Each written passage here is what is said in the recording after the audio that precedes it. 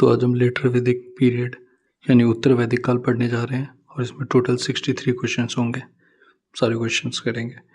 और हाँ, जब तक मैं इंग्लिश ऑप्शन पढ़ने के बाद इंग्लिश क्वेश्चन पढ़ने के बाद हिंदी क्वेश्चन पढ़ता हूँ, तब तक आप अपने दिमाग में माइंड मेकअप कर लेना कि आंसर कौन सा होगा, क्योंकि अगर मैं ऑप्शंस पढ़ने लगूंगा तो बहुत टाइम लगेगा। तो शुरू करते हैं। मेन मोटिव है हमारा जल्दी जल्दी करना है इसको, ताकि आप बार बार इसको रिवाइज कर सको। ओके, स्टार्ट करते हैं। The period between 1500 BC and 1000 BC is associated with which ancient pottery culture? 1500 ईसा पूर्व और 1000 ईसा पूर्व के बीच की अवधि किस प्राचीन मृदभांड संस्कृति से जुड़ी है? ये जुड़ी है ऑक्री कलर्ड पोएट्री कल्चर से, यानी गैरिक मृदभांड ओसीपी संस्कृति। What is considered the beginning of the later Vedic period? उत्तर वैदिक काल का आरंभ कब से माना जाता है?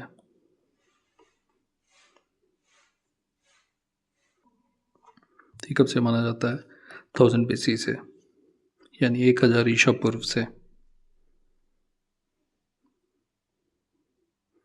The later Vedic period is considered to have ended around which year? उत्तर वैदिक काल का अंत किस वर्ष के आसपास माना जाता है? ये माना जाता है 600 BC, यानी 600 ईसा पूर्व के पास ये खत्म हो गया था। तो असल में ये टोटल तो 1500 BC से 600 BC तक है। तो 1500 से 1000 जो है आपका अर्ली वैदिक पीरियड है। और लेटर वैदिक कब से है? लेटर वैदिक है आपका 1000 to 600 BC। तो ये है दो पार्ट में। During the later Vedic period to which river valley did centre of culture shift? उत्तर वैदिक काल के दौरान संस्कृति का केंद्र किस नदी घाटी में स्थानांतरित हो गया? ये हो गया था गंगेज, यानी गंगा के पास। पहले कहाँ पे था? पहले यह था इंडस, यानी सिंधु के पास, और उसको क्या कहते थे? सप्त सिंधु। वो था सप्त सिंध रीजन था। और ये गंगा के पास आ गया जब लेटर वैदिक पीरियड में, तो इसको क्या कहते थे? मध्य देश। मध्य देश, पहले सप्त सिंधु और उसके बाद मध्य देश के पास। The region around the Ganges was known by what name in the later Vedic period? उत्तर वैदिक काल में गंगा के आसपास का क्षेत्र किस नाम से जाना जाता था? यहाँ कंफ्यूजन के लिए दिया हुआ है ऑप्शन आर्यवर्त और दक्षिण पथ। दक्षिण पथ आपको सुना सुना लगेगा, या फिर आर्यवर्त से इमोशनल होकर आप मारोगे क्वेश्चन का आंसर तो गलत हो जाएगा। यह है मध्य देश, जैसा कि मैंने बताया थोड़ी देर पहले। The river Gandak is mentioned by what ancient name in the Shatapatha Brahmana? Shatapatha Brahmana में गंडक नदी का उल्लेख किस प्राचीन नाम से किया गया? तो गंडक क्या है? सदानीरा है वो। और गंडक कहाँ मेंशन किया गया है? ये किया गया है शतपथ ब्राह्मण में। तो आपको याद कैसे रहेगा? गंडक मतलब सदानीरा, और सदानीरा किस में है? शतपथ ब्राह्मण में। हिंट दिया मैंने। The story of migration from Saraswati region to Videha is associated with which figure? Saraswati क्षेत्र से विदेह तक के प्रवासन की कहानी किस व्यक्ति से जुड़ी है? तो ये जुड़ी है विदेह माधव से। Videha Madhava. The legend of Videha Madhava's migration is narrated in which ancient text? Videha Madhava के प्रवासन की कथा किस प्राचीन ग्रंथ में वर्णित है? ये आपको शतपथ ब्राह्मण में, और शतपथ ब्राह्मण में और किस नदी के बारे में है? सदानीरा। सदानीरा का नाम क्या है? अभी का नाम वो है गंडक। ये बार बार पीछे का भी करा रहा हूँ ताकि आपको रिवाइज होता रहे। और हाँ, इसको अगर परफेक्टली यूज़ करना है तो प्लीज़ इस चैप्टर को आप लूसेंट से ही पढ़ना, बाकी और बुक्स के मैं करा दूंगा। The amalgamation of the Purus and the Bharatas tribes led to the formation of which janapada? Puru और भरत जनजातियों के विलय से किस जनपद का निर्माण हुआ? किसका निर्माण हुआ है? कुरु का। और किन दो जनजातियों का विलय है? पुरु और Bharat. The Panchala janapada was formed by the combination of which two tribes? Panchal janapada का निर्माण किन दो जनजातियों के संयोजन से हुआ था? पंचाल किससे बना था? ये बना था तुर्वशाज एंड क्रीवीज से, यानी तुर्वश और Krivi. In the territorial divisions mentioned in the later Vedas, what was the central India known as? उत्तर वैदिक काल में वर्णित प्रादेशिक विभाजनों में मध्य भारत को किस नाम से जाना जाता था? तो सेंट्रल इंडिया या मध्य भारत को किस नाम से जानते थे? मध्य देश के नाम से। और ये कौन सा एरिया था? गंगा का एरिया था। The theory of divine origin of kingship is first found in which Vedic text? राजा की दैवीय उत्पत्ति का सिद्धांत सबसे पहले किस वैदिक ग्रंथ में मिलता है? ये मिलता है आपको तैत्तरीय ब्राह्मण में। और फिर से इमोशनल नहीं होना है तैत्तरीय ब्राह्मण देख के। In the governmental machinery of the later Vedic period, which official was known as भागदूध? उत्तर वैदिक काल की सरकारी मशीनरी में भागदूध के नाम से कौन सा अधिकारी जाना जाता था? तो भागदूध कौन था? वो था कलेक्टर ऑफ टैक्सेस, कर संग्राहक। What was the designation for the royal herald or charioteer in the later Vedic administration? Options: उत्तर वैदिक प्रशासन में राजकीय दूत या सारथी के लिए क्या पद नाम था? तो वो था सूत या सारथी। ये जब वहाँ सारथी ऑप्शन नहीं होगा, सिर्फ सूत के लिए पूछेगा, तब कन्फ्यूजन होगी। सारथी से तो आपको पता लग गया होगा, चैरेटर है, तो सूता के लिए आप सूत के लिए याद कर लेना आप।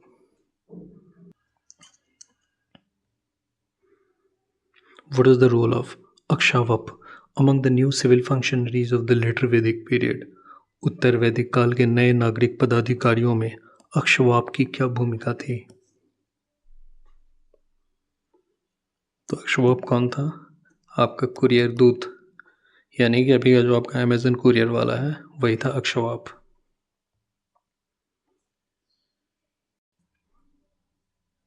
In the provincial government system of the later Vedic period, who was tasked with administrating outlying areas occupied by aborigines?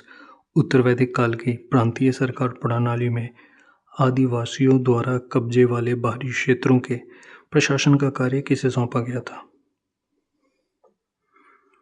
ये दिया गया था स्थापति को। और इससे कंफ्यूज नहीं होना है अधिकृत से।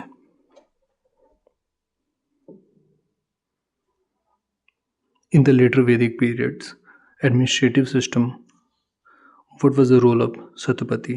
उत्तर वैदिक काल की प्रशासनिक व्यवस्था में शतपति की क्या भूमिका थी? तो शतपति की क्या भूमिका थी? An official put over a group of 100 villages, 100 गांव के समूह का अधिकारी शतपति था। उसका पता आपको कैसे लगेगा? इसमें ही छिपा हुआ है शत। The term Ugras mentioned in the Upanishads likely refer to which type of officials? उपनिषदों में उल्लिखित उग्र शब्द संभवतः किस प्रकार के अधिकारियों को संदर्भित करता था? तो राइट आंसर है पुलिस ऑफिशियल्स, पुलिस अधिकारी।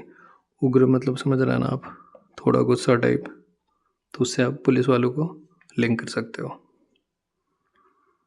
Which popular assembly of the Rigvedic period had completely vanished by the later Vedic period? ऋग्वैदिक काल की कौन सी लोकप्रिय सभा उत्तर वैदिक काल तक पूरी तरह से लुप्त हो गई थी? वो थी विदाता, यानी विदत। In the later Vedic period, which act was considered a capital offense punishable by death? उत्तर वैदिक काल में किस कृत्य को मृत्युदंड का अपराध माना जाता था? तो ये था राजद्रोह, treason. The term Vaishyas for a class in the later Vedic society originated from a word with what meaning? उत्तर वैदिक समाज के एक वर्ग वैश्य शब्द की उत्पत्ति किस अर्थ वाले शब्द से हुई थी? वैश्य का मतलब था पीपल, लोग। In which historical period did the institution of Gotra, the clan, first appear? गोत्र यानी वंश की संस्था पहली बार किस ऐतिहासिक काल में प्रकट हुई थी? तो गोत्रा का जो सिस्टम था पहली बार कब आया था? लेटर वैदिक पीरियड यानी उत्तर वैदिक काल।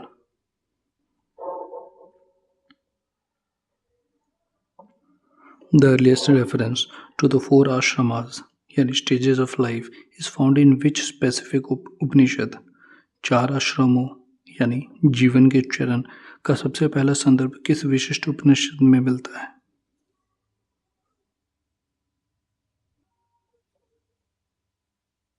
फिर किस में मिलता था? जबाल उपनिषद में। और ये चार आश्रम कौन कौन से हैं? ये हैं, पहला है ब्रह्मचर्य, उसके बाद है गृहस्थ, उसके बाद है वानप्रस्थ और उसके बाद है संन्यास। What was the primary purpose for which the ashram system was established? आश्रम व्यवस्था की स्थापना का मुख्य उद्देश्य क्या था? तो मुख्य उद्देश्य क्या था इसका? पुरुषार्थ को अटेन करना, यानी चार पुरुषार्थों को प्राप्त करने के लिए किया जाता था। और वो चार पुरुषार्थ क्या थे? देख लेता हूँ, आगे क्वेश्चन होगा, नहीं होगा तो करा देता हूँ। नहीं है तो वो चार पुरुषार्थ थे, इससे आदमी पाले किसको? धर्म को, अर्थ, काम और मोक्ष से मुक्त हो जाए। ये चार पुरुषार्थ थे और आश्रम कितने? चार। Which text states that a daughter is the source of misery but a son is the protector of the family? किस ग्रंथ में कहा गया है कि पुत्री दुख का स्रोत है लेकिन पुत्र परिवार का रक्षक है?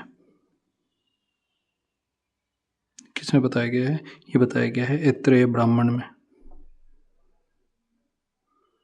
According to the मैत्रेयणी Samhita, what are considered the three evils? मैत्रेयणी संहिता के अनुसार तीन बुराइयां कौन सी हैं? तो तीन बुराइयां कौन सी हैं? वही महाभारत वाली, लिकर, वुमन, डाइस, शराब, महिला और पासा, यानी liquor, woman, dice. The famous dialogue between Yagnavalkya and Gargi found in the Vrihadaranyaka Upanishad is evidence of what aspect of women's status? Brihadaranyaka Upanishad में पाया जाने वाला याज्ञवल्क्य और गार्गी के बीच का प्रसिद्ध संवाद महिलाओं की स्थिति के किस पहलू का प्रमाण है? फिर किसका प्रमाण है? ये बताता है कि सब women had got higher education, कुछ महिलाओं ने उच्च शिक्षा प्राप्त की थी उस समय। और इसके अंदर एक और है याज्ञवल्क्य और गार्गी के बीच का जो डायलॉग है वो आपको कहाँ मिलेगा? बृहदारण्यक उपनिषद में। और ये इम्पॉर्टेंट है, स्टार लगा देता हूं मैं। A marriage where a girl is given to a man along with a dowry is known as what? एक विवाह जिसमें लड़की को दहेज के साथ किसी पुरुष को दिया जाता है उसे क्या कहते हैं? उसको कहते हैं ब्रह्म विवाह। What is the term for a marriage where a girl is given to a priest as his fee? उस विवाह को क्या कहते हैं जिसमें एक लड़की को पुरोहित को उसकी फीस के रूप में दे दिया जाता है? उसको कहते हैं दैव विवाह। A marriage where a bride price is accepted from the groom's family is called what? जिस विवाह में वर पक्ष से वधू मूल्य स्वीकार किया जाता है उसे क्या कहते हैं? उसे कहते हैं अर्श विवाह। मतलब एक तरह से समझो कि पैसा लेके बेच रहे हैं। What is the name for a marriage where a girl is given to a man without demanding a bride price? उस विवाह का क्या नाम है जिसमें बिना वधू मूल्य की मांग किए एक लड़की को एक पुरुष को दे दिया जाता है? तो यह है प्रजापत्य विवाह। A marriage based on love or free mutual choice is known as what? प्रेम या स्वतंत्र आपसी पसंद पर आधारित विवाह को क्या कहा जाता है? मतलब आजकल का जो लव मैरिज है वो कह सकते हो आप। तो यह है गंधर्व, यह है गंधर्व विवाह। What is the term for a marriage that involves the purchase of the bride, उस विवाह को क्या कहते हैं जिसमें कन्या को खरीदा जाता है? उसको क्या कहते हैं? इसको कहते हैं असुरा विवाह, असुर विवाह। A marriage with a kidnapped girl or the daughter of a defeated king is known as what? अपहृत कन्या या पराजित राजा की पुत्री से विवाह को क्या कहा जाता है? इसको कहते हैं राक्षस विवाह। Was it the term for a marriage to a girl after seducing or raping her? किसी लड़की को बहला फुसला कर या उसके साथ बलात्कार करके विवाह करने को क्या कहते हैं? तो उसको कहते हैं पैशाच विवाह। What is the definition of an अनुलोम विवाह? अनुलोम विवाह की परिभाषा क्या है? तो इसकी परिभाषा है marriage between bride groom from an upper caste and a bride from a lower caste, उच्च जाति के दूल्हे और निम्न जाति की दुल्हन के बीच। और इसका उल्टा क्या होगा? प्रतिलोम होगा। Which of the following is a संस्कार और अ सैक्रेड राइट ऑफ पैसेज? निम्नलिखित में से कौन सा एक संस्कार या पवित्र अनुष्ठान का उदाहरण है? तो संस्कार कौन सा है? ये उपनयन संस्कार है, जिसको आजकल क्या बोलते हैं? जनेऊ। पहले ये बचपन में हो जाता था, मोस्टली 5 years तक करा देते थे। Which two prominent earlier divinities were relegated to a secondary status during the later Vedic period? उत्तर वैदिक काल के दौरान किन दो प्रमुख पूर्व देवताओं को द्वितीय स्थान पर धकेल दिया गया था? तो वो थे इंद्र और अग्नि। इनकी इंपॉर्टेंस कम कर दी गई थी। Which deity rose to become the supreme god in the pantheon of the later Vedic period? उत्तर वैदिक काल के देवमंडल में कौन सा देवता सर्वोच्च देवता बन गया था? तो ये बन गए थे उस समय के ब्रह्मा जी यानी Prajapati. In the later Vedic period, the god Pushan, originally the protector of the cattle, became associated with which social class? उत्तर वैदिक काल के पुषण देवता, जो मूल्य रूप से पशुओं के देवता थे, के रक्षक थे, किस सामाजिक वर्ग से जुड़ गए थे? ये मैंने आपको पिछले अर्ली वैदिक पीरियड में बताया था, याद होगा तो। ठीक, किसके देवता बन गए थे? शूद्रों के। Which was the first text to give the doctrine of transmigration यानी पुनर्जन्म या संसार चक्र एंड द डीड्स कर्मा? पुनर्जन्म, संसार चक्र और कर्म का सिद्धांत देने वाला पहला ग्रंथ कौन सा था? पहला ग्रंथ कौन सा था? ये था Brihadaranyaka Upanishad. The list of 12 Ratnins officials is found in which important Brahman text? रत्निन अधिकारियों की सूची किस महत्वपूर्ण ब्राह्मण ग्रंथ में मिलती है? तो 12 रत्निन्स आपको इसमें मिलती है, ये मिलती है आपको शतपथ ब्राह्मण में। Among the 12 Ratnins mentioned in the Shatapatha Brahmana, who was the महिषी? शतपथ ब्राह्मण में उल्लिखित 12 रत्निन में महिषी कौन थी? हिंदी में गलती हुई है, थी लिख करके, असल में क्वीन थी, रानी थी। In the list of 12 रत्निन्स, what was the designation for the crown prince? 12 रत्निन में युवराज के लिए क्या पद नाम था? तो ऑब्वियस है, दिया हुआ युवराज का युवराज होगा। What was the role of शता in the list of 12 रत्निन्स? रत्निन की 12 रत्निन की सूची में शत की क्या भूमिका थी? तो शता गेटमैन और चैम्बरलेन, द्वारपाल या कंचुकी। Who was संग्रहित्री among 12 रत्निन्स? रत्निन में संग्रहित्री कौन था? संग्रहित्री कौन था? ट्रेजरर, जिसके पास क्या होगा?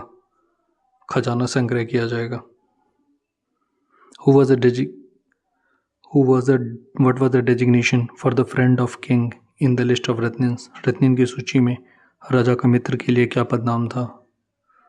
वो क्या था? पालागल। Among the रत्निन्स, what was the role of गोवीकर्ता? रत्निन में गोवीकर्त की क्या भूमिका थी? तो गोवीकर्त थे head of the forest department, one विभाग का प्रमुख। Which of the following is categorized as लघु यज्ञ, सिंपल और प्राइवेट सेक्रीफाइस? निम्नलिखित में से किसे लघु यज्ञ यानी सरल या निजी यज्ञ के रूप में वर्गीकृत किया गया है? तो वो कौन है? वो है अग्निहोत्र। Which Mahayagya or Grand Royal Sacrifice was performed as Royal Consecration Ceremony? कौन सा महायज्ञ भव्य या शाही यज्ञ राज्याभिषेक समारोह के रूप में किया जाता था?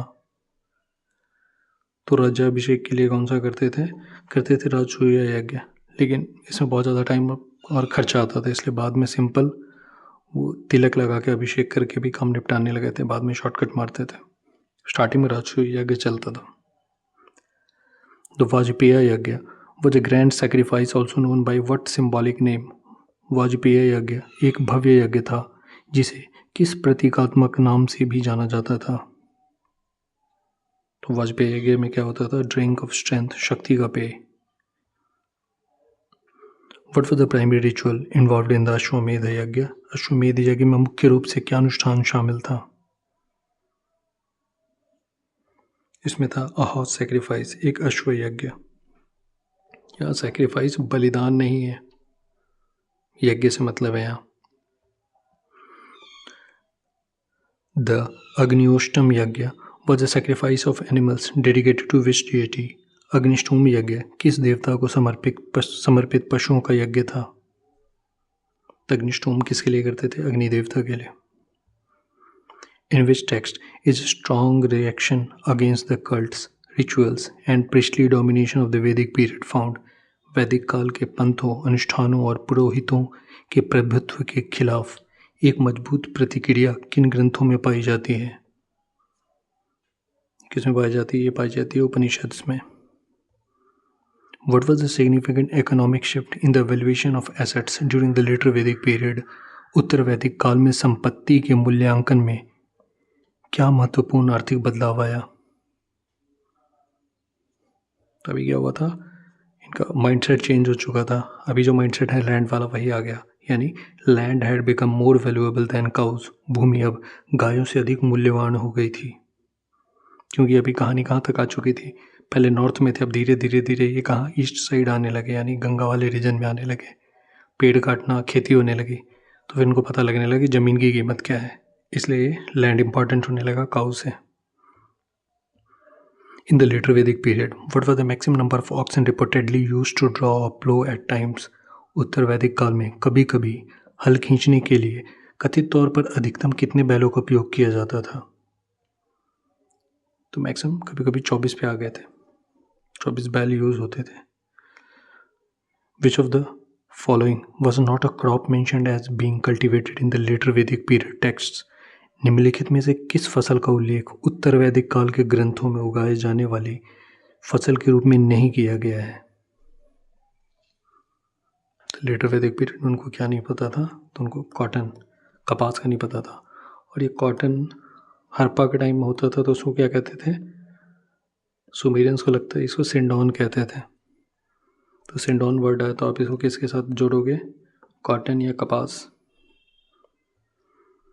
The distinction between a chariot maker and a carpenter in the later Vedic period is an indicator of what economic development? उत्तर वैदिक काल में रथ निर्माता और बढ़ई के बीच का अंतर किस आर्थिक विकास का सूचक है? ये किसका सूचक है? ये बताता है कि स्पेशलाइजेशन इन प्रोडक्शन, उत्पादन में विशेषज्ञता आने लगी थी। In addition to gold and ayas, which new metals were mentioned in the later Vedic text? सोने और अयस के अलावा उत्तर वैदिक ग्रंथों में किन नई धातुओं का उल्लेख किया गया है? तो नई धातुओं कौन सी हैं? वो है tin, silver and iron. Tin, चांदी और लोहा। In the later Vedic period what were the corporations of merchants known as? उत्तर वैदिक काल में व्यापारियों के निगमों को किस नाम से जाना जाता था?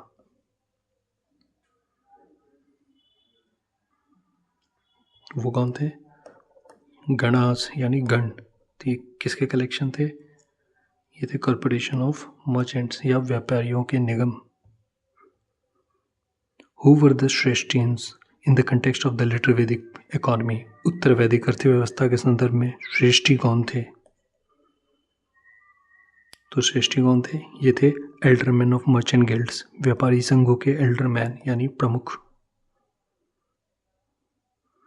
The time period from approximately 1100 BC to 600 BC is associated with which archaeological culture? लगभग 1100 ईसा पूर्व से 600 ईसा पूर्व तक की समयावधि किस पुरातात्विक संस्कृति से जुड़ी है? तो किससे जुड़ी है? ये जुड़ी है पेंटेड ग्रेवेयर कल्चर यानी चित्रित धूसर मृत भांड संस्कृति से। While the monogamy was the ideal, what was the frequent marriage practice in later Vedic society? यद्यपि एक पत्नित्व आदर्श था, तथापि उत्तर वैदिक समाज में विवाह की कौन सी प्रथा अक्सर होती थी? कौन सी होती थी? Polygamy, a man having more than one wife, बहुविवाह, एक पुरुष की एक से अधिक पत्नियां होना। और यहाँ के सारे क्वेश्चंस खत्म हो गए लेटर वैदिक के। अगली वैदिक के मैंने पहले करा दिए हैं, आप उसके क्वेश्चंस भी देख लेना। ये लेटर वैदिक हो गया हुआ है। फिर अब अगले चैप्टर में मिलते हैं महाजनपदार्थ में। और ये कैसा लग रहा है आपको चैप्टर? आप प्लीज़ कमेंट में बताना। अगर स्पीड मैचअप नहीं हो रही है तो आप अपनी स्पीड को घटाएंगे, 0.75x पर ले जा करके देखोगे तो हो जाएगा। आपको ऑप्शन पढ़ने का भी टाइम मिलेगा अगर आप धीरे पढ़ते हो तो। मिलते हैं अगले चैप्टर में।